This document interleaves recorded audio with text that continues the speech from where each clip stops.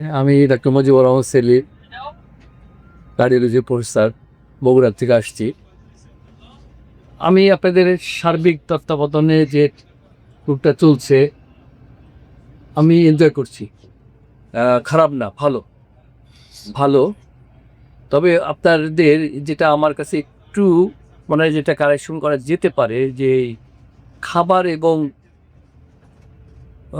ট্যুরের একটা বিরাট অংশ ওই ফুডিংয়ের জন্য চলে যায়। জি স্যার। হ্যাঁ, জি এটাকে একটু টাইম ফ্রেমটা একটু রিডিউস করা যায় তাহলে কিন্তু আরো ভ্রমণের সাইটগুলা দেখা বা ভ্রমণের টাইমটি প্লেস করাটা বাড়ে।